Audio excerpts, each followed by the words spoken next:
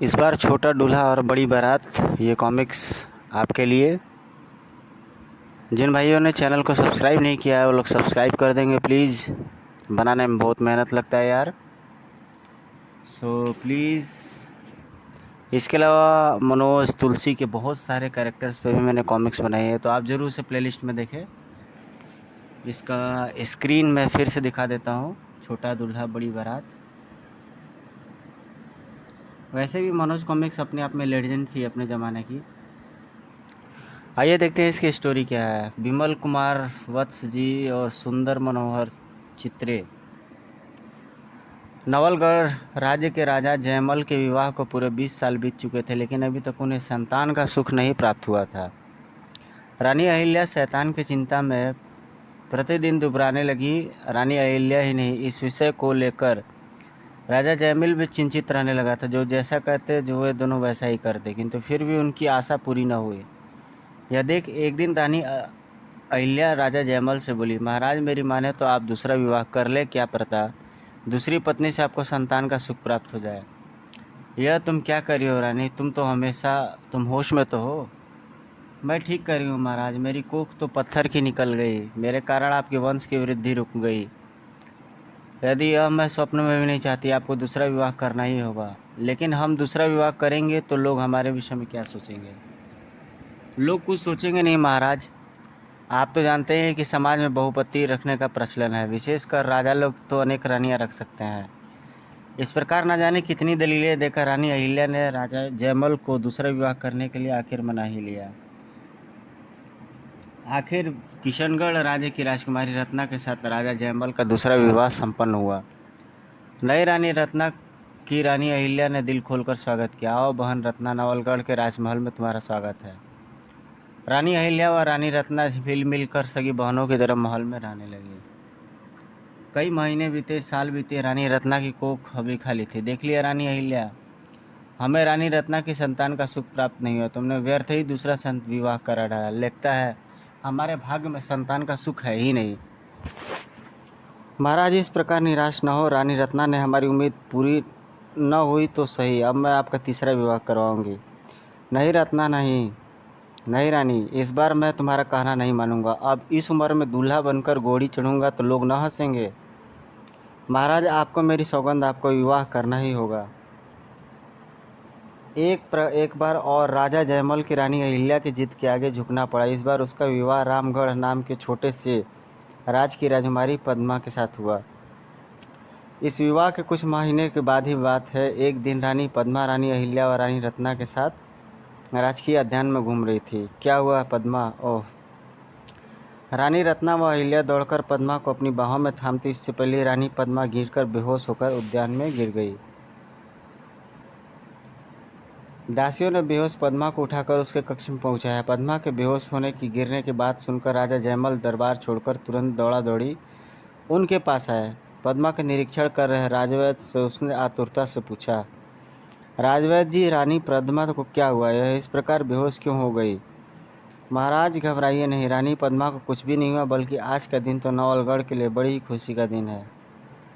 क्या मतलब? महाराज रानी पद्मा इन दिनों गर्भवती है। क्या?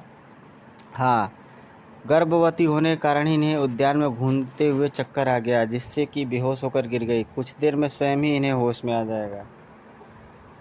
ओह, तो ये बात है। भगवान, आखिर तू बड़ा दयालु है, आखिर तूने मेरी पुकार सुन ली। यह समाचार सुन जयमल, अहिल्या और रत्ना की खुशी का कोई और छोर न रहा। उस रात जब जयमल रानी पद्मा के शयन कक्ष में पहुंचा, रानी पद्मा, आज तुमने मेरी झोली उस खुशी से भर दी जिस खुशी की मैं आस ही छोड़ बैठा था। उस खुशी के मौके पर आज तुम मुझसे जो भी मांगोगी मैं वही देने को तैयार हूँ। ऐसा? हाँ रानी, मांगो, तुम्हें क्या चाहिए? तो सुनिए महाराज, मुझे कस्तूरी मृग की कस्तूरी चाहिए। सुना है कि प्रसव काल में यदि कोई गर्भवती स्त्री अपने पास कस्तूरी रखे तो उसके गर्भ से उत्पन्न संतान तेजस्वी, स्वस्थ और सुंदर होती है। लेकिन कस्तूरी मृग के शिकार के लिए तो हमें दूसरे राज्य के जंगल में जाना होगा। हमारे राज्य में तो जो जंगल पड़ते हैं उन जंगलों में तो न तो कस्तूरी मृग मिलते ही नहीं है। तो क्या हुआ, आप दूसरे राज्य के जंगलों में जाकर कस्तूरी मृग का शिकार कर लाइए ना महाराज। रानी, तुम जैसा सोच रही हो यह कार्य उतना सरल नहीं है। सुना है नीलवन में कस्तूरी मृग पाए जाते हैं और नीलवन सुंदरगढ़ की सीमा में पड़ता है। रानी, सुंदरगढ़ के राजा नाहर सिंह से हमारी घोर शत्रुता है। ऐसे में हम नीलवन में जाकर कैसे कस्तूरी मृग का शिकार कर सकते हैं? ओह, तब तो मैंने आप व्यर्थ ही आपके सम्मुख अपनी इच्छा प्रकट कर दी महाराज। पद्मा क्षोभ से भर उठी। यह देख राजमहल ने उससे कहा, रानी, तुमने पहली बार हमसे कुछ मांगा है। हम जैसे भी हो तुम्हारी यह इच्छा अवश्य पूरी करेंगे। महाराज, यह की न आपने खुश करने वाली बात। जयमल अगले दिन कुछ सैनिकों को साथ लेकर कस्तूरी मृग का शिकार करने नीलवन की ओर चल दिया। भगवान छोटी रानी की जिद पर महाराज कस्तूरी मृग के शिकार को नीलवन जा रहे हैं, पर न जाने मेरा मन क्यों घबरा रहा है। मेरे स्वामी की रक्षा करना भगवान। जब जयमल का काफिला अहिल्या की नज़रों से ओझल हो गया तो वह धड़कते हृदय से राजमहल की छत से नीचे उतर आई। इधर जयमल अपने सैनिकों के साथ चोरी छिपे नीलवन में जा पहुंचा। वन में पहुंचते ही वह कस्तूरी मृग की तलाश में जुट गया। अपरिचित वन में उसे घोर कठिनाइयों का सामना करना पड़ा, लेकिन फिर भी वह जान हथेली पर रखकर कस्तूरी मृग की खोज में जुटा रहा।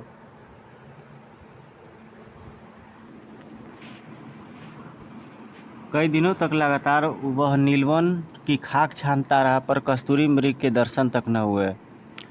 कस्तूरी मृग की खोज में नीलवन में भटकते हुए कई दिन मुझे बीत गए हैं, पर अभी तक कस्तूरी मृग के शिकार में सफलता नहीं मिली। क्या करूं? वापस नवलगढ़ लौट चलूं, पर खाली हाथ लौटना भी तो ठीक नहीं है। इधर उसके पास खाने पीने का जो सामान था वह भी समाप्त हो चला था। उधर सुंदरगढ़ में गुप्तचर ने सुंदरगढ़ के राजा नाहर सिंह को सूचना दी, महाराज, नवलगढ़ के राजा जयमल अपने सैनिकों के साथ कई दिनों से नीलवन में कस्तूरी मृग की खोज में घूम रहे हैं। क्या? राजा जयमल की इतनी हिम्मत, हमारी सीमा में घुसकर कस्तूरी मृग का आखेट? जयमल को हम इसका मजा अवश्य सिखाएंगे। राजा नाहर सिंह इस समय सशस्त्र सैनिकों की एक बड़ी टुकड़ी के साथ नीलवन में जा पहुंचा। वहां राजा जयमल और राजा नाहर सिंह के बीच जमकर युद्ध हुआ। खचाक खचाक। ओह, जयमल और उसके सैनिक भूखे प्यासे तो थे ही, इसलिए शीघ्र ही उनके हौसले पस्त हो गए। तभी खचाक, जयमल कटे वृक्ष की तरह जमीन पर गिर पड़ा। शीघ्र ही तड़प तड़प कर उसने प्राण त्याग दिए। आह! जयमल के साथ आया घायल सैनिक पेड़ के नीचे छिपा यह सारा दृश्य देख रहा था। ओह! नाहर सिंह ने महाराज को मौत के घाट उतार दिया। मुझे नवलगढ़ पहुंचकर यह दुखद सूचना शीघ्र ही महारानी अहिल्या को देनी चाहिए। यह सोच वह गिरता पड़ता छिपता छपाता नवलगढ़ की ओर चल पड़ा। इधर मृत जयमल की छाती पर पांव रखकर नाहर सिंह अट्टहास कर उठा। हा हा हा हा हा हा, मुझसे मुकाबला करने चला था यह बूढ़ा राजा, भुगत लिया इसका परिणाम। हा हा हा हा हा हा। दूसरी ओर घायल सैनिक गिरता पड़ता जैसे तैसे नवलगढ़ रानी अहिल्या के सम्मुख जा पहुंचा। क्या हुआ सैनिक, तुम्हारी यह हालत किसने की? सैनिक ने किसी तरह अपनी दशा पर काबू पाया। उसके पश्चात, रानी जी, गजब हो गया। सुंदरगढ़ के राजा नाहर सिंह ने महाराज को मौत के घाट उतार दिया है। क्या? हाँ रानी जी, मैं सच कह रहा हूँ। ओह, आखिर वही हुआ जिसका मुझे डर था। रानी अहिल्या चकराकर पृथ्वी पर गिर पड़ी। शीघ्र ही यह बुरा समाचार सारे नवलगढ़ में फैल गया। रानी अहिल्या को जब होश आया तो रानी पद्मा और रानी रत्ना उसके समीप बैठी थी। उसके होश में आते ही, दीदी, यह कैसा गाज गिरा हम पर? बूहू दीदी, यह सब मेरे ही कारण हुआ है। मैं अपराधिनी हूँ। मेरे ही जिद पर महाराज आकेट करने नीलवन गए थे। रानी अहिल्या की आंखों से भी आंसू बहने लगे। कुछ देर बाद जब वे तीनों जी भर कर रो चुकी, बहन पद्मा, किसी सेवक को भेजकर शीघ्र ही प्रधानमंत्री महादेव को बुलाओ। जो आ गया दीदी। पद्मा का आदेश पाकर एक सेवक प्रधानमंत्री महादेव को उसी समय बुलाने चला गया। शीघ्र ही प्रधानमंत्री महादेव रानी अहिल्या के सामने खड़ा था। आज्ञा दीजिए बड़ी रानी जी। प्रधानमंत्री जी, महाराज स्वर्गवास हो चुके हैं, इसलिए अब हमारा जीवित रहना व्यर्थ है। आप हमारे लिए चिता सजवाइए, मैं सती होना चाहती हूँ। उसके जाने के बाद रानी रत्ना और रानी पद्मा रोती हुई रानी अहिल्या से बोली, दीदी, हम दोनों भी तुम्हारे साथ सती होंगी। अहिल्या ने एक झटके से दोनों को परे हटाया। पागल हुई हो क्या तुम दोनों? में से कोई भी सती नहीं होगा। पद्मा, तुम्हारे गर्भ में स्वर्गीय महाराज का अंश पल रहा है। उस अंश की सलामती के लिए तुम्हें जीवित रहना होगा। और रत्ना, तुम्हें पद्मा की देखभाल करने के लिए जीवित रहना होगा। यह मेरा हुक्म है। दीदी, आप जैसा कहेंगे वैसा ही होगा। और फिर अहिल्या स्वर्गीय महाराज जयमल का स्मरण कर जलती हुई चिता पर बैठ गई। रानी सती की जय, रानी अहिल्या की जय। रानी अहिल्या का सजीव शरीर शीघ्र ही राख बन गया। रानी रत्ना और रानी पद्मा ने दुखी हृदय से रानी अहिल्या के चिता को अंतिम प्रणाम किया। अकस्मात घटी इस घटना के कारण रानी रत्ना को राज्य की बागडोर संभालनी पड़ी। प्रधानमंत्री बड़ा ही देशभक्त और ईमानदार था, साथ ही वह अनुभवी भी था। वह रानी रत्ना को राजकाज चलाने में सहायता देने लगा। इस प्रकार समय बीतता चला गया। धीरे धीरे पद्मा के प्रसवकाल का दिन आ पहुंचा। उसने एक सुंदर पुत्र को जन्म दिया। दीदी, आज महाराज व बड़ी रानी जीवित होते तो इसे देखकर कितने खुश होते। तुम ठीक करी हो पद्मा, पर ऐसा सुख देखना उसके नसीब में कब पैदा था। पद्मा के पुत्र पैदा होने की खबर सारे राज्य में विद्युत की तरफ फैल गई। सारे राज्य में खूब खुशियां मनाई गई। शुभ मुहूर्त में नन्हे राजकुमार का नामकरण संस्कार हुआ। युवराज का नाम के लिए प अक्षर निकला है, इसलिए युवराज का नाम परिमल रखा जाए तो उचित होगा। राज ज्योतिषी जी, युवराज का नाम तो आपने रख दिया, अब ग्रह इत्यादि देखकर युवराज का भविष्य फल भी बता दीजिए। राज ज्योतिषी ने तुरंत पंचांग खोलकर युवराज के ग्रह नक्षत्रों का गहन अध्ययन किया। तत्पश्चात, रानी जी, युवराज बड़ा ही प्रतापी और पराक्रमी होगा। इसके जीवन काल में इसकी यश कीर्ति दूर दूर तक फैलेगी। लेकिन क्या राज ज्योतिषी जी? रानी जी, युवराज के जीवन में एक ग्रह बड़ी ही विचित्र खेल खेलने वाला है। कैसा विचित्र खेल राज ज्योतिषी जी? यदि युवराज का विवाह 6 वर्ष की आयु में ही न किया गया तो वह किसी भी सूरत में जीवित नहीं रहेंगे। क्या? हाँ रानी जी, ग्रह के अनुसार 6 वर्ष की युवराज का विवाह युवराज की उम्र में कन्या के साथ नहीं, अपितु किसी 18 वर्षीय राजकुमारी के साथ करना होगा, तभी युवराज के जीवन की रक्षा हो सकेगी। ओह! राज ज्योतिषी की भविष्यवाणी सुन रानी पद्मा व रत्ना गहरी उलझन पैदा हो गई। रानी पद्मा और रानी रत्ना जी जान से नन्हे परिमल का पालन पोषण करने लगे। लाख चाहने पर भी वे दोनों राज ज्योतिषी द्वारा की गई विचित्र भविष्यवाणी को न भूल पाती थी। इस प्रकार लाड़पाल में पलता हुआ युवराज परिमल 6 वर्ष का होने को आ गया। एक दिन रानी रत्ना ने प्रधानमंत्री महाराज को बुलाकर उनसे कहा, प्रधानमंत्री महादेव को बुलाकर उससे कहा, प्रधानमंत्री जी, युवराज परिमल कुछ माह पश्चात 6 वर्ष का होने वाला है। अब तो उसके विवाह की चिंता करनी ही होगी, अन्यथा राज ज्योतिषी की भविष्यवाणी के अनुसार युवराज का जीवन खतरे में पड़ जाएगा। आप फिक्र न कीजिए रानी जी, मैं आज ही युवराज के लिए योग्य वधू की खोज में राज्य से निकल पड़ता हूँ। प्रधानमंत्री जी, आप हमें केवल आपका ही सहारा है, आप ही हमें इस उलझन से निकाल सकते हैं।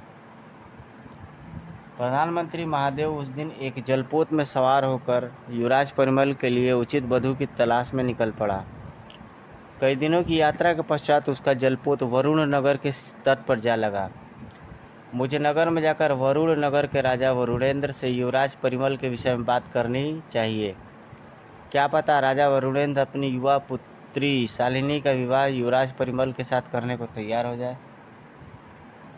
जलपोत को तट पर छोड़ प्रधानमंत्री महादेव वरुण नगर के राजा वरुणेंद्र के पास पहुंचा और उसको अपना परिचय दे गया। तत्पश्चात, राजन, मैं चाहता हूं कि हमारे युवराज के साथ आपकी पुत्री राजकुमारी शालिनी का विवाह हो जाए। यह तो बड़ी खुशी की बात है। नवलगढ़ के राजघराने के साथ हमें संबंध जोड़कर अपार हर्ष हो गया। राजन, एक दिन मैं पहले ही स्पष्ट कर देना चाहता हूं कि हमारे युवराज की आयु इस समय केवल 6 वर्ष की है। यह तुम क्या कर रहे हो प्रधानमंत्री जी? 6 वर्ष के बालक के साथ हम कैसे अपनी युवा पुत्री का विवाह कर सकते हैं? राजन, जो सच है वह हमने आपको बता दिया है। मेरी विनती है आप इस रिश्ते को स्वीकार कर लें।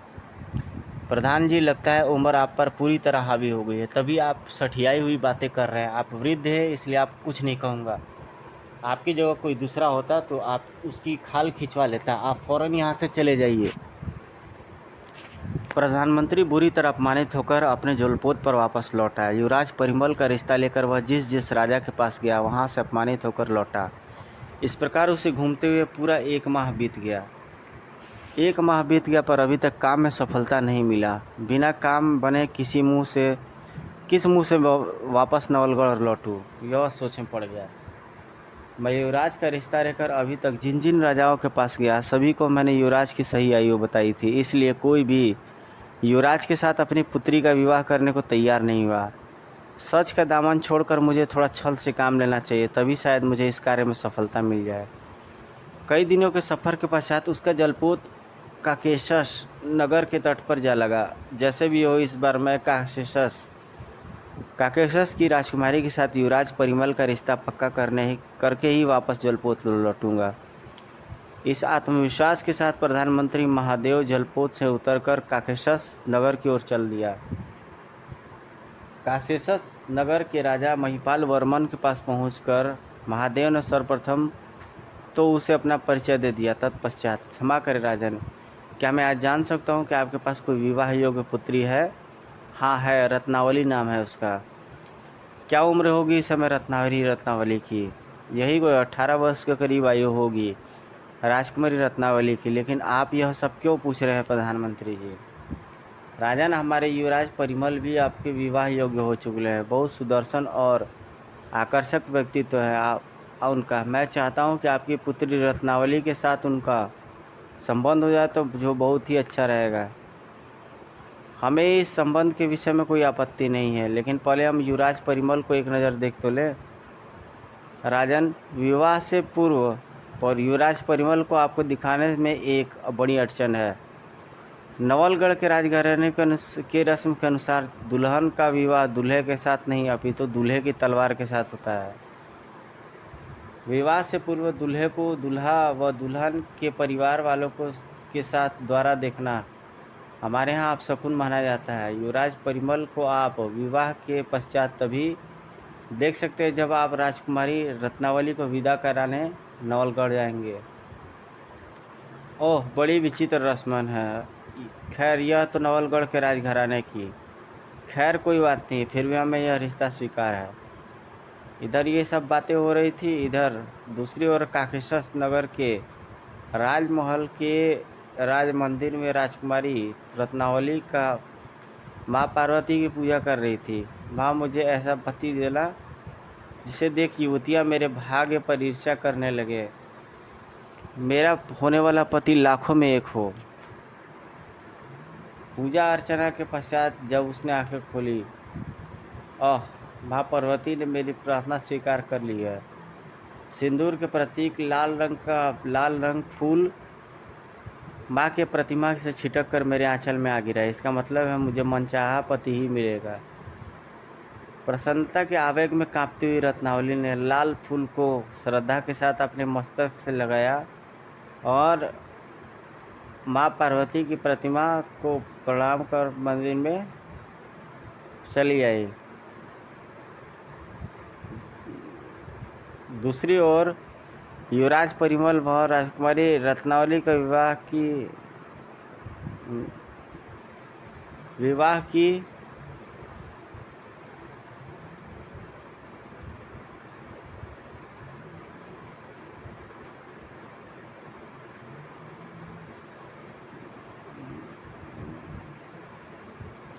राजकुमारी रत्नावली के विवाह की बात व दिन पक्का कर प्रधानमंत्री महादेव राजा महिपाल वर्मन से विदा से ले खुशी खुशी नवलगढ़ वापस लौट चले।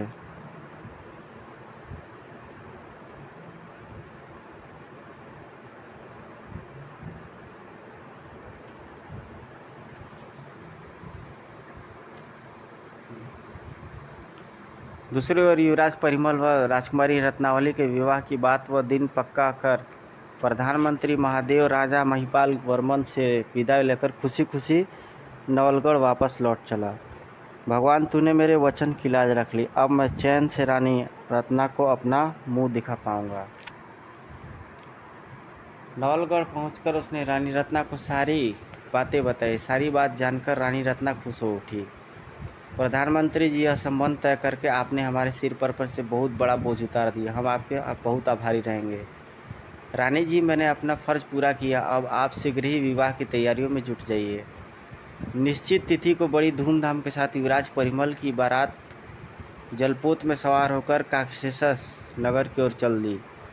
जलपोत में वह पातकी रखी थी जिसमें राजकुमार परिमल की चमचमाती तलवार रखी थी।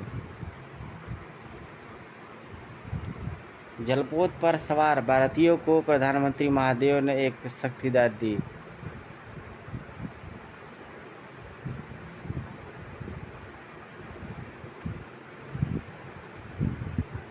ध्यान रहे, काकेशस नगर में पहुंचकर कोई भी इस बात को मुंह से बाहर नहीं निकालेगा कि हमारे युवराज परिमल युवक न होकर केवल 6 वर्ष के बालक हैं। यह हिदायत सुनकर सभी बारातियों ने सहमति में अपने गर्दन हिलाई, जिसे देखकर प्रधानमंत्री ने चैन की सांस ली।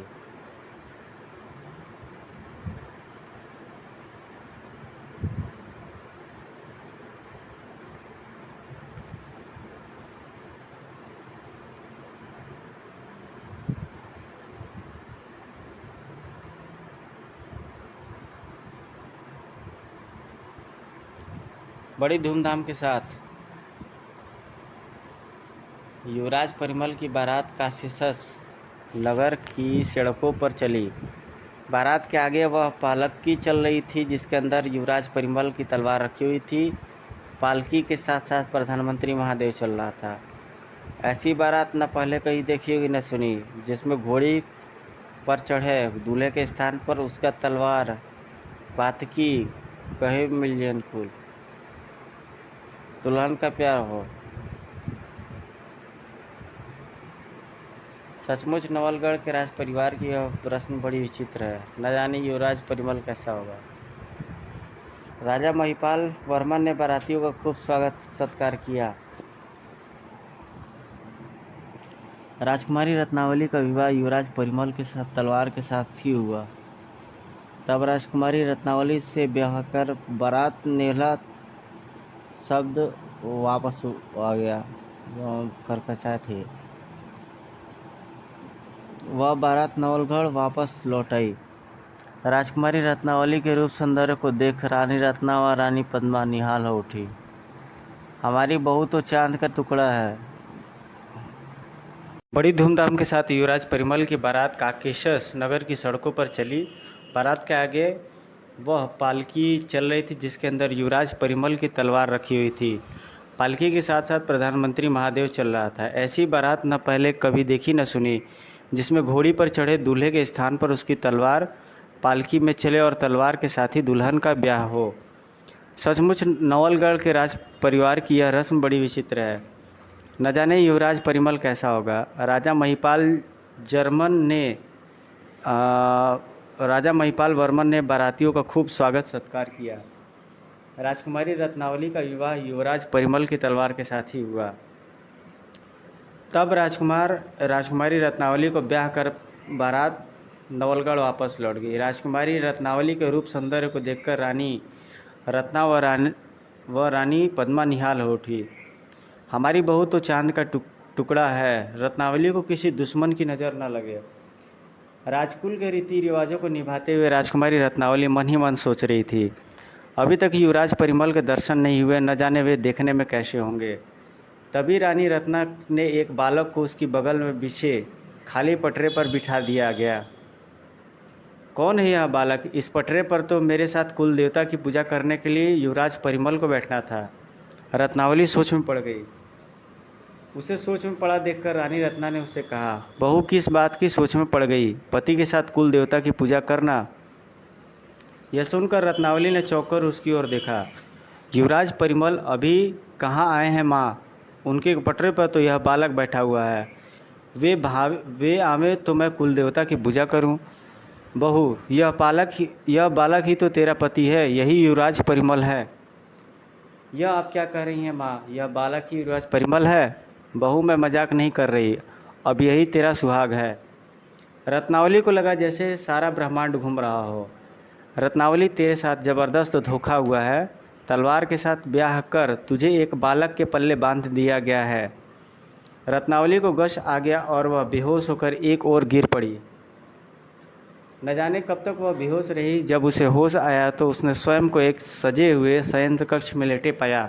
वह मन ही मन माँ पार्वती को पुकार उठी, हे माँ पार्वती, तूने मेरे साथ यह कैसा अन्याय किया? एक बालक के साथ तूने मुझे बांध दिया, तूने मुझे ऐसा बेमेल पति क्यों दिया। मैंने तो तुझसे ऐसा पति मांगा था जो सर्वगुण संपन्न हो। तभी अगले ही पल कक्ष प्रकाश से भर उठा और उस प्रकाश में से देवी पार्वती प्रकट हुई। बेटी रत्नावली, इस प्रकार दुखी न हो। युवराज परिमल इस समय बेशक 6 वर्षीय बालक है, पर शीघ्र ही वह सुदर्शन युवक बन जाएगा। तब तक तुझे धीरज रखना होगा। याद रख, धैर्य का फल हमेशा मीठा होता है। यह कहकर देवी पार्वती अदृश्य हो गई। देवी पार्वती के आदेश को मान रत्नावली शैया से उतरी और कक्ष से बाहर दासी के साथ रानी रत्ना के पास पहुंची। बहू तुम? हाँ माँ, मैं। माँ, कुल देवता के कक्ष में चलिए, मैं अपने पति युवराज परिमल के साथ कुल देवता की पूजा करना चाहती हूँ। तब बड़े प्रसन्न मन से रत्नावली ने बालक परिमल के साथ कुल देवता की पूजा की। रत्नावली के कोई तो भाई नहीं था, सो उसने विवाह के बाद मायके लिवाज ले जाने की रस्म निभाने के लिए एक दिन स्वयं राजा महिपाल वर्मन नवलगढ़ पधारे। समधी जी, नवलगढ़ में आपका स्वागत है। महिपाल वर्मन का खूब सत्कार किया गया। तत्पश्चात उसने रानी रत्ना से कहा, समधिन जी, दामाद परिमल को देखने की मन में बहुत इच्छा है। अब तो विवाह भी संपन्न हो चुका है, अब तो दामाद परिमल को दिखा दीजिए। समधिन जी, बहू रत्नावली युवराज परिमल के साथ यहाँ आती ही होंगी। तब आप अपने दामाद को जी भर कर देखने ला। तभी रत्नावली ने परिमल के साथ कक्ष में प्रवेश किया। अरे, यह रत्नावली की उंगली पकड़े कौन बालक इसके साथ चला आ रहा है? पास आकर रत्नावली ने अपने पिता के चरण स्पर्श किए। तत्पश्चात उसने परिमल से कहा, ये तुम्हारे ससुर है स्वामी, इनके चरण स्पर्श करो।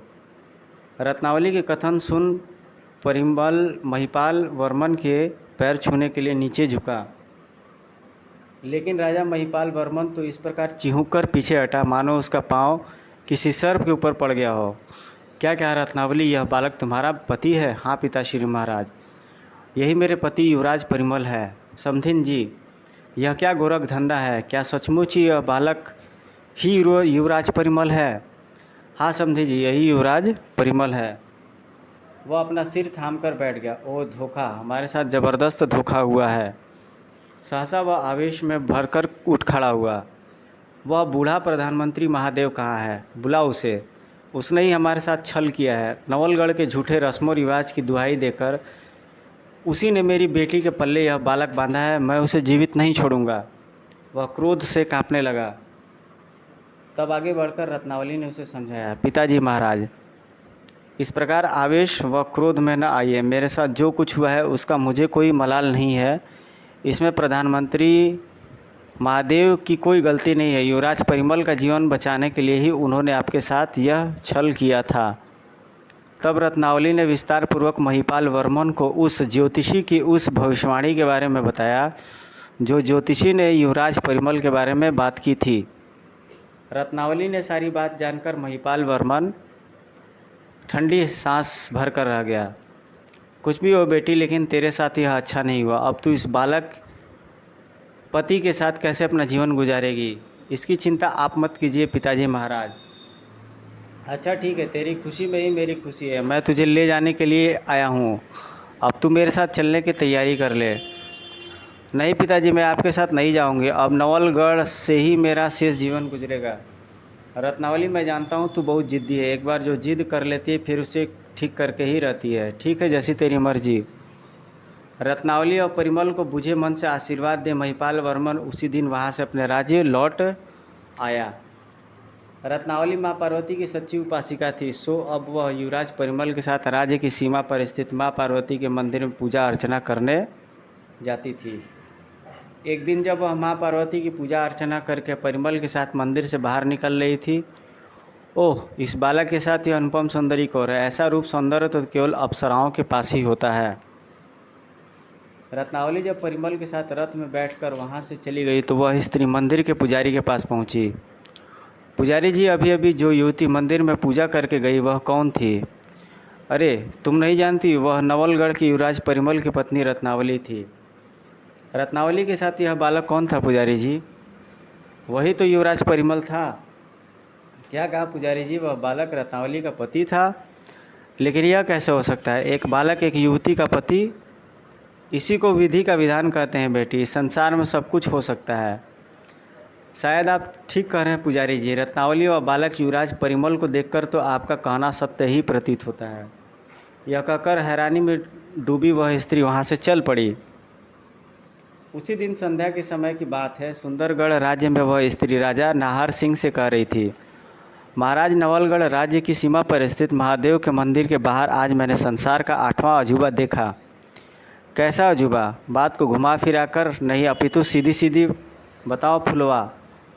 तो सुनिए महाराज, वहाँ मैंने अप्सराओं के समान अत्यंत सुंदरी युवती रत्नावली देखी। उसके साथ उसका 6 वर्षीय पति परिमल भी था, जो कि नवलगढ़ का युवराज है। क्या कहा? एक युवती का 6 वर्षीय पति? हाँ महाराज, सच कहा मैंने। और युवती भी ऐसी कि जिसके सामने रूप गर्विताएँ भी पानी भरें।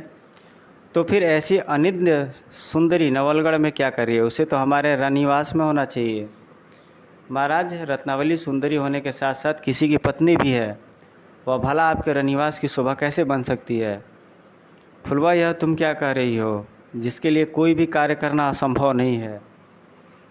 महाराज, यह तो आप ठीक कह रहे हैं, यह कि मेरे लिए कोई भी कार्य असंभव नहीं है।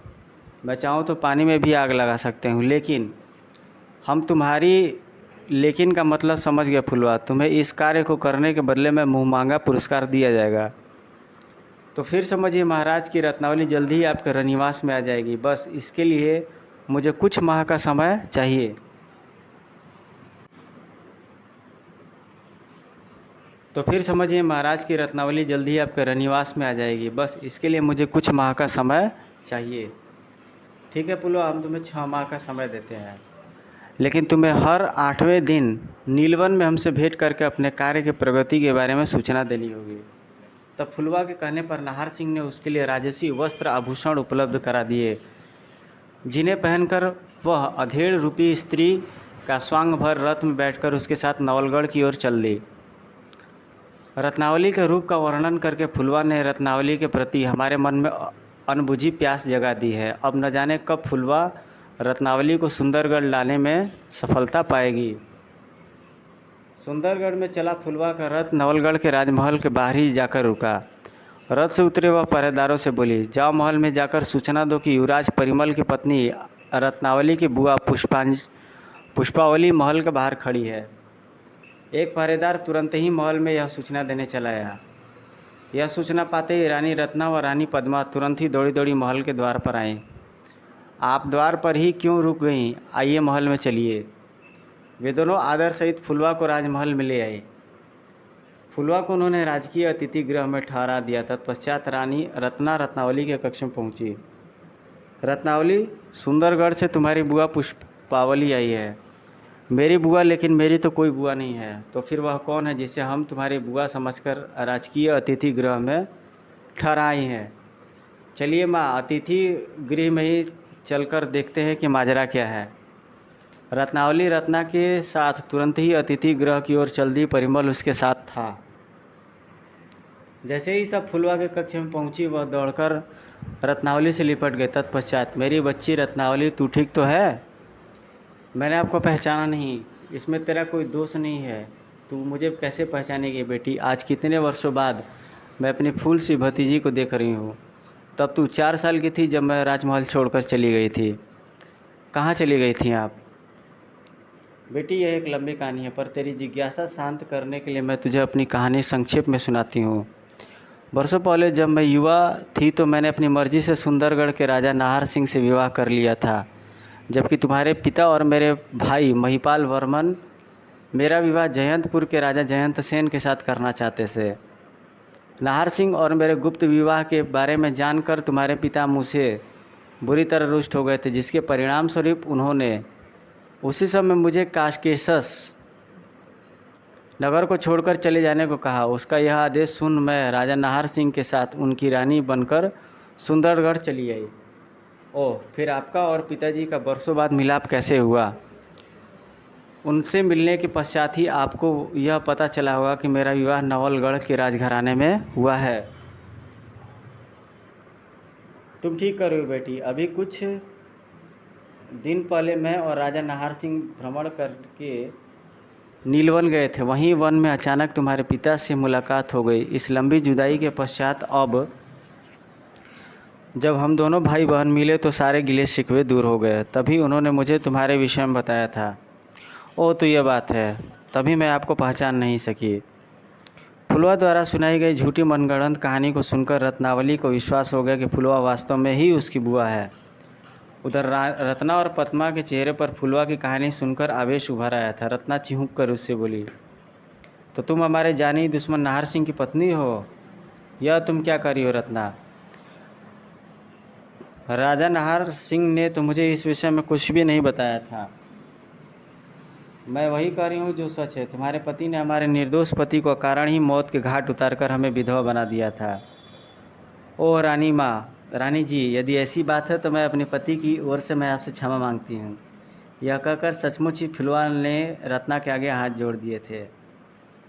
यह देखकर रत्ना बुरी तरह अचकचा गई। अरे रे रे रे, यह आप क्या कर रही हैं? आप उम्र में मुझसे बड़ी हैं। आपका इस प्रकार मेरे आगे हाथ जोड़ना उचित नहीं है। पहले आप यह कहिए कि आपने मेरे पति को क्षमा कर दिया है। यह सुनकर रत्ना ने लंबी सांस खींची। ठीक है, आपकी विनम्रता देखकर मैं राजा नाहर सिंह को क्षमा करती हूँ। आप हमारी अतिथि हैं। जब तक आपका जी चाहे आप नवलगढ़ में रह सकती हैं। धन्यवाद रानी जी। फुलवा यही तो चाहती थी। अपनी सफलता पर वह मन ही मन खुश हो उठी। धूर्त फुलवा रत्नावली की बुआ बनकर सम्मान के साथ महल में रहने लगी। रत्नावली की बुआ होने के कारण सब उसका बड़ा आदर करते थे और हर प्रकार से उसे खुश रखने की कोशिश में लगे रहते थे। वाह फुलवा, तेरे भी क्या नसीब बदले हैं। कभी सपने में भी नहीं सोचा था कि इस प्रकार राजमहलों का सुख भोगूंगी। इस प्रकार पूरा एक सप्ताह बीत गया। 8वें दिन फुलवा रत्नावली से नगर भ्रमण की इच्छा प्रकट कर अकेली ही अपने रथ में बैठकर महल से बाहर आ गई। राजा नाहर सिंह को आज के ही दिन मैंने नीलवन में मिलने को कहा था। नगर भ्रमण के बहाने मैं राजा नाहर सिंह से मिल भी सकूंगी और किसी को भी इस बात की कानो कान भनक भी नहीं होगी। शीघ्र ही उसका रथ नीलवन में जा पहुंचा। राजा नाहर सिंह पहले ही वहां उसकी प्रतीक्षा कर रहा था। कहो फुलवा, तुमने अपने कार्य में कितनी सफलता प्राप्त की? महाराज, इस कार्य को पूरा करने के लिए आपने मुझे पूरे 6 माह का समय दिया था, लेकिन मैं कल ही इस कार्य में सफलता प्राप्त कर लूँगी। ऐसा? हाँ महाराज, मैंने पता लगाया है कि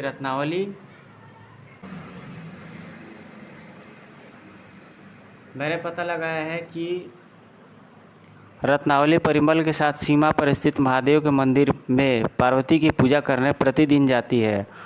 कल मैं उसके साथ मंदिर जाऊंगी। और कहकर फुलवा धीरे धीरे उसे अपनी आगामी योजना समझाने लगी। नाहर सिंह को सारी योजना समझाने के पश्चात वह आगे बोली, महाराज, कल ही मैं रत्नावली को लेकर इस वन में पहुंचूं तो क्या आप मुझे यहीं मिलना यहीं पर मैं आपको रत्नावली को सौंप दूंगी। तब आगे आप जाने और आपका काम। ठीक है फुलवा, हम कल प्रातः ही इस वन में आकर डट जाएंगे। तब नाहर सिंह से विदा लेकर फुलवा विशाल नवलगढ़ वापस लौट गई। अगले दिन जब रत्नावली परिमल के साथ रथ में बैठकर पूजा करने महादेव के मंदिर की ओर जाने लगी। बेटी, तुम प्रतिदिन दामाद जी के साथ रथ में बैठकर कहाँ जाती हो?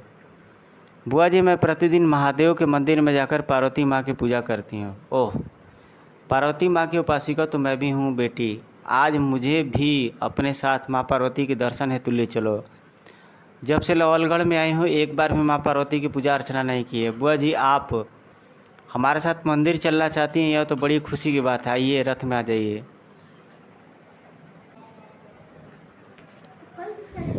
ओ पार्वती माँ की उपासिका तो मैं भी हूँ बेटी। आज मुझे भी अपने साथ माँ पार्वती के दर्शन हेतु ले चलो।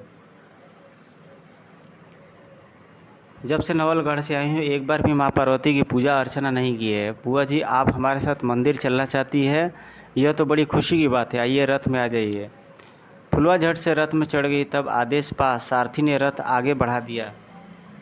मंदिर में पहुंचकर रत्नावली ने विधि पूर्वक माँ पार्वती की पूजा अर्चना की। मंदिर से बाहर निकलते ही मुझे अपनी चाल चल देनी है, तभी कार्य में सफलता मिल पाएगी। पूजा अर्चना कर जैसे ही वे लोग मंदिर से बाहर निकले, बेटी रत्नावली, यहाँ से कुछ ही दूरी पर एक वन है। उस वन में माँ पार्वती की एक विशाल पत्थर की प्रतिमा है। उस प्रतिमा के दर्शन करने के लिए दूर दूर से स्त्रियां आती हैं। अच्छा, तब तो आप इनको हमको उस प्रतिमा के दर्शन करवा लाओ बुआ जी। तुम्हें दर्शन तो करवा लाओ बेटी, पर इस कार्य में एक अड़चन है। कैसी अड़चन बुआ जी? उस वन में केवल स्त्रियां ही प्रवेश कर सकती हैं, पुरुषों का उस वन में प्रवेश वर्जित है। जबकि हमारे साथ साथ रथ का सारथी और युवराज परिमल भी है, इनके साथ तुम्हें उस वन में ले जाने में असमर्थ हूँ बेटी। ओह, तो यह बात है। रत्नावली सोच में पड़ गई। कुछ सोचकर उसने फुलवा से कहा, बुआ जी ऐसा करते हैं, युवराज को यहाँ रथ के सारथी के पास छोड़कर आप और मैं रथ में बैठकर उस वन में प्रतिमा के दर्शन करने चलते हैं। वहाँ से लौटते समय युवराज और सारथी को अपने साथ ले लेंगे। हाँ, यह ठीक रहेगा। तब रत्नावली ने परिमल से कहा, स्वामी आप कृपया यहीं सारथी के पास रुकिए, मैं ज़रा बुआ जी के साथ जाकर पार्वती माँ की प्रतिमा के दर्शन कराऊं। ठीक है रत्नावली, मैं यहीं बैठकर तुम्हारे लौटने की प्रतीक्षा करूंगा। तब परिमल को सारथी के पास छोड़ रत्नावली रथ में बैठकर तब परिमल को सारथी के पास छोड़ रत्नावली रथ में बैठकर फुलवा के साथ वहाँ से चल दी। फुलवा ने रथ को सीधा वन में जंगल में ले जाकर ही रोका। बुआ जी आप तो मुझे नवलगढ़ से काफ़ी दूर ले आई। यदि मुझे पता होता कि मैं इतनी दूर आना है तो मैं नहीं आती। बेटी अब जब आ ही गई हो तो पार्वती माँ के दर्शन कर लो। दोनों अभी रथ के पीछे उतरी थी, तभी आसपास के पेड़ के पीछे छिपे नाहर सिंह और उसके सैनिक बाहर निकल गए और उन्होंने फुलवा व रत्नावली को घेर लिया। कौन हो तुम? रत्नावली, यह तुम हमसे नहीं अपितु अपनी बुआ पुष्पावली से पूछो, यही तुमको हमारा परिचय देगी। तभी रत्नावली ने फुलवा से पूछा, बुआ जी क्या तुम इन्हें जानती हो? हाँ हाँ, क्यों नहीं, ये सुंदरगढ़ के राजा नाहर सिंह है। ओह, तो यही है आपके पति राजा नाहर सिंह? क्या बक रही हो रत्नावली, यह हमारी पत्नी नहीं अपितु हमारी मुँह लगी दासी फुलवा है। क्या? हाँ यह सच है रत्नावली, तुम्हें राजा नाहर सिंह तक पहुंचाने के लिए ही मैं तुम्हारी नकली बुआ बनी हुई थी। ओह, तो तुम मुझसे छल करके यहाँ पे ले आई, लेकिन क्यों? इसका जवाब मैं तुम्हें फुलवा नहीं मैं दूंगा रत्नावली। मैं तुम्हें अपनी रानी बनाना चाहता हूँ, इसलिए मैंने छल से फुलवा के द्वारा तुम्हें यहाँ बुलवाया है। नाहर सिंह, आयु में तो तुम मेरे पिता के समान हो, क्या मुझ पर कुदृष्टि डालते हुए तुम्हें तनिक भी लज्जा नहीं आई? बकवास बंद कर रत्नावली, हमने मन में जो ठान लेते हैं उसे करके रहते हैं। अब तुम हमारी बनकर ही रहोगी। नहीं, यह पाप है, अधर्म है। मैं किसी की पत्नी हूँ, मुझ पर बुरी नज़र न डालो नाहर सिंह। तुम ऐसे नहीं मानोगे रत्नावली, तुम्हें अपने आगोश में लेना ही पड़ेगा। नाहर सिंह ने जैसे ही आगे बढ़कर रत्नावली को स्पर्श करना चाहा, वह भय की अधिकता के कारण होश खो बैठी। रत्नावली धड़ाम से पृथ्वी पर गिरकर बेहोश हो गई।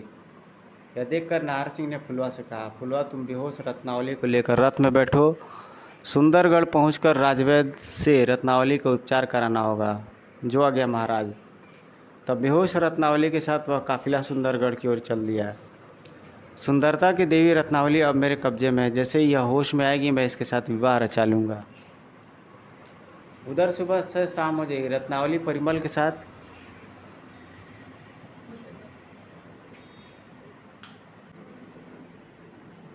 उधर सुबह से शाम हो गई। रत्नावली परिमल के साथ जब मंदिर से वापस नहीं लौटी तो रानी रत्ना और रानी पद्मा को चिंता हुई। सारा दिन बीत गया, न जाने आज बहू रत्नावली और परिमल मंदिर से लौटकर क्यों नहीं आए। मेरा तो जी घबरा रहा है दीदी, पता नहीं वे दोनों अभी तक क्यों नहीं लौटे। ठीक है पद्मा, मैं स्वयं मंदिर जाकर देखती हूँ कि आखिर क्या माजरा है। हाँ यही ठीक रहेगा दीदी। रत्ना उसी समय रथ में बैठकर महादेव के मंदिर की ओर चल पड़ी। उसने सारथी और परिमल को मंदिर की सीढ़ियों पर बैठे हुए पाया। सारथी, तुम यहाँ क्यों बैठे हो? बहू रत्नावली कहाँ है? रानी माँ, वे तो अपनी बुआ जी के साथ सुबह कहीं चली गई थीं। कहकर गई कि कुछ ही देर में वापस लौट आएंगी, लेकिन अभी तक वापस नहीं आई हैं। उन्हीं की प्रतीक्षा में युवराज और मैं बैठे हुए हैं। रत्नावली अपनी बुआ के साथ गई है, लेकिन कहाँ? इस विषय में मैं कुछ नहीं जानता रानी माँ। तब परिमल को साथ लेकर रत्ना नवलगढ़ वापस लौट आई। उधर सुंदरगढ़ में झल्लाया सा नाहर सिंह राजवैद्य से कह रहा था, राजवैद्य जी आखिर आपके उपचार से रत्नावली की बेहोशी टूट क्यों नहीं रही है? महाराज, मैं भी यह देखकर हैरान हूँ, सब उपचार करने के पश्चात भी न जाने क्यों इसकी बेहोशी नहीं टूट रही है। ओ राजवैद्य कुछ करो ताकि रत्नावली को होश आ जाए। असमंजस में डूबा राजवैद्य पुनः रत्नावली के उपचार में जुट गया। उधर रानी रत्ना व पद्मा ने चारों ओर रत्नावली की खोज करवाई, पर उन्हें कहीं भी रत्नावली का पता नहीं लगा। तब हारकर उन्होंने काकेशस नगर से महिपाल वर्मन को बुलाकर सारी वस्तु स्थिति उसे बताई। सारी बात जानकर राजा महिपाल वर्मन हैरत में पड़ गया। आखिर कौन स्त्री यहाँ हमारी नकली बहन बनकर आई थी? किसकी शरारत हो सकती है यह? वह स्वयं को सुंदरगढ़ के राजा नाहर सिंह की पत्नी बता रही थी।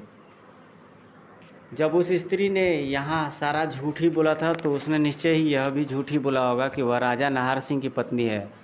राजकुल से संबंध रखने वाली कोई स्त्री अपहरण जैसा निकृष्ट कार्य नहीं कर सकती। फिर वह कौन थी? यही तो समझ में नहीं आ रहा है कि आखिर वह किस उद्देश्य से इस प्रकार रत्नावली का अपहरण करके ले गई है। राजकुल की वधू का कोई इस प्रकार अपहरण करके ले जाए, यह तो सरासर हमारे कुल का अपमान है। हमारे लिए भी तो यह डूबकर मरने वाली बात है समधिन जी। हम भी तो बेटी के बाप हैं। तीनों गहन दुविधा में डूब गए। इधर कैलाश पर्वत पर भगवान शिव पार्वती से कह रहे थे, पार्वती, पृथ्वी पर तुम्हारी भक्तिनी रत्नावली पर इस समय घोर संकट आया हुआ है। क्या ऐसे समय में तुम अपनी भक्तिनी की कोई सहायता नहीं करोगी? आप क्या समझते हैं नाथ कि मुझे रत्नावली की कोई चिंता नहीं है? नाथ, उसे मैंने ही तो अब तक अचेतावस्था में डाला हुआ है। अच्छा, लेकिन क्यों, जरा मैं भी तो सुनूं। नाथ, रत्नावली के होश में आते ही पापी नाहर सिंह ज़बरदस्ती उसके साथ विवाह कर लेगा, इसलिए न रत्नावली होश में आएगी न नाहर सिंह अपने ध्येय में सफल हो पाएगा। लेकिन ऐसा है तो तुम हमेशा के लिए रत्नावली को अचेत ही रहने दोगी?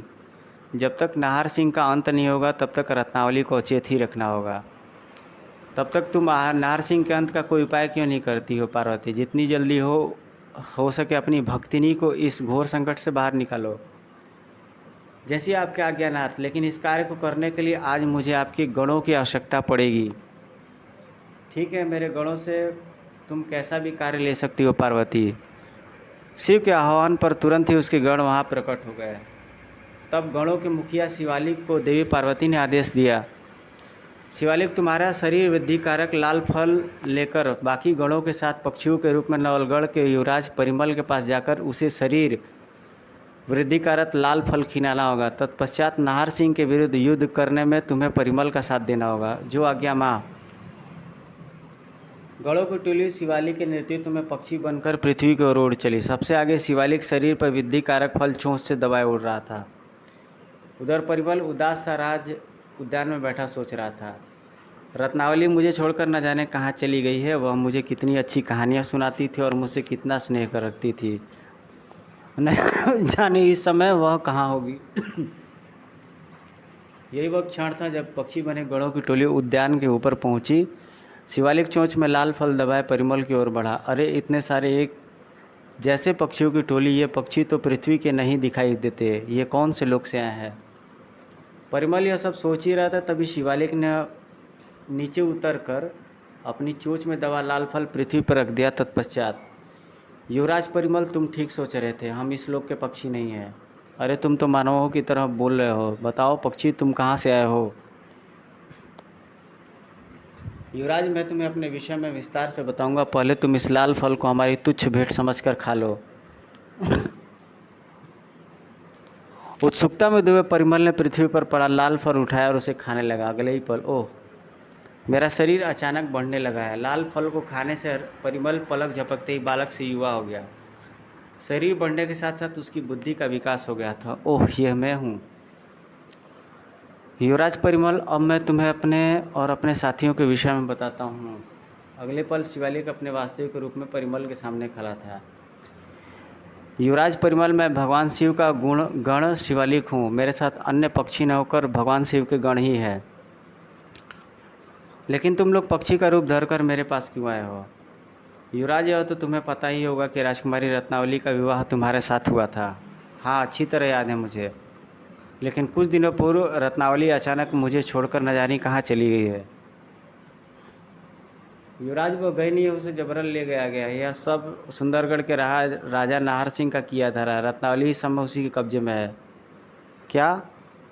हाँ युवराज, तुम्हारी पत्नी के अपहरण के अलावा नाहर सिंह ने तुम्हारे पिता जयमल का भी अकारण वध किया था। वह तुम्हारा दोषी है। क्या तुम उसे दंड नहीं दोगे युवराज?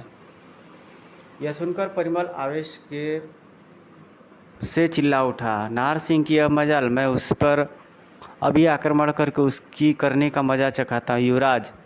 इसी उद्देश्य की पूर्ति के लिए तो हम समस्त गण तुम्हारे पास आए हैं।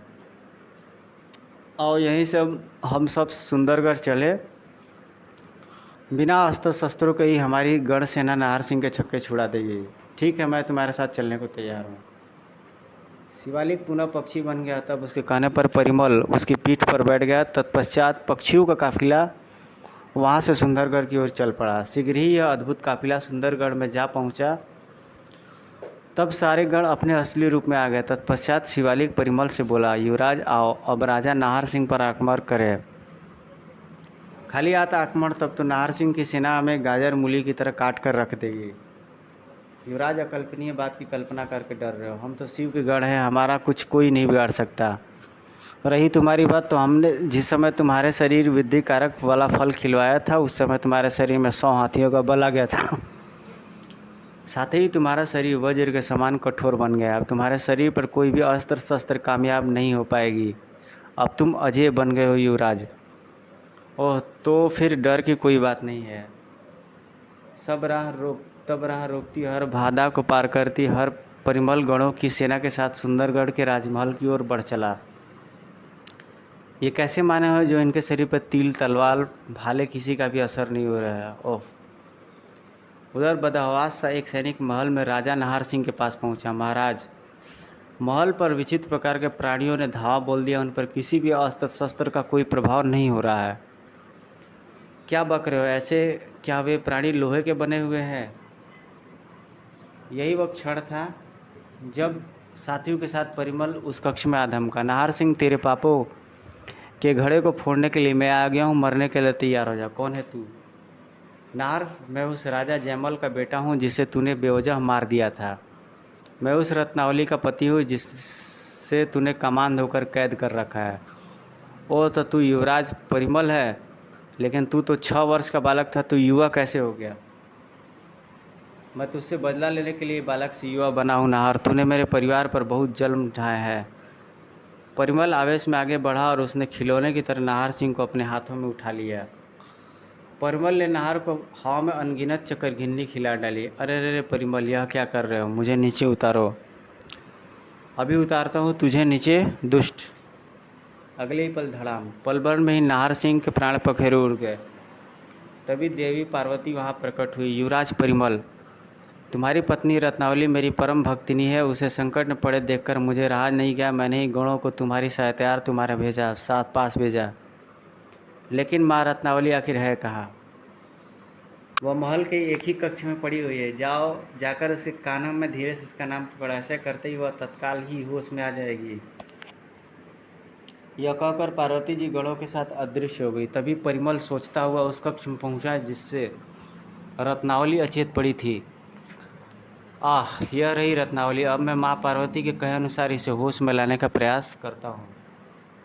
परिमल ने झुककर रत्नावली के कान में पुकारा, रत्नावली, रत्नावली। रत्नावली ने तत्काल ही आंखें खोल दी। कौन है आप? ओह रत्नावली, तुमने मुझे नहीं पहचाना। मैं तुम्हारा पति परिमल हूँ। तुम युवराज परिमल हो। तुम बालक से युवा कैसे हो गए? यह सब माँ पार्वती के प्रताप का फल है रत्नावली। तुम्हारी भक्ति ने मेरा भी भला कर दिया है। परिमल की सारी बातें विस्तार पूर्वक रत्नावली को बताई। सारी बातें सुनकर रत्नावली ने चैन की सांस ली। चलो, पापी नाहर सिंह का अंत हो गया। उसकी मृत्यु का समाचार सुनकर मुझे अपार प्रसन्नता हुई। उधर राजा नाहर सिंह और असंख्य सैनिकों के मारे जाने का समाचार सुनकर दरबारी और बचे खुचे सैनिक भौचक्के रह गए। बचने का कोई चारा न देकर उन सब ने परिमल के सम्मुख आत्मसमर्पण कर दिया। तभी राजा नाहर सिंह ने किशोर पुत्र मोहर सिंह से परिमल कहा, मित्र, मेरी तुमसे कोई दुश्मनी नहीं है। चूँकि तुम्हारे पिता स्वर्गवासी हो चुके हैं, इसलिए सुंदरगढ़ का राजपाट अब मैं तुम्हें सौंपता हूँ। मोहर सिंह को सुंदरगढ़ का राजपाट सौंप परिमल रत्नावली के साथ नवलगढ़ लौट आया। परिमल को युवा देख रत्ना व पद्मा खुशी से पागल हो उठी। दोनों ही रत्नावली को सकुशल देखकर उनकी प्रसन्नता दुगनी हो गई। तो स्टोरी आपको कैसी लगी कमेंट करके ज़रूर बताइएगा, और जिन भाइयों ने मेरे चैनल को सब्सक्राइब नहीं किया वो लोग सब्सक्राइब जरूर कर लेंगे। मिलते हैं आपसे एक नेक्स्ट वीडियो में। Till then take care, good bye, जय हिंद।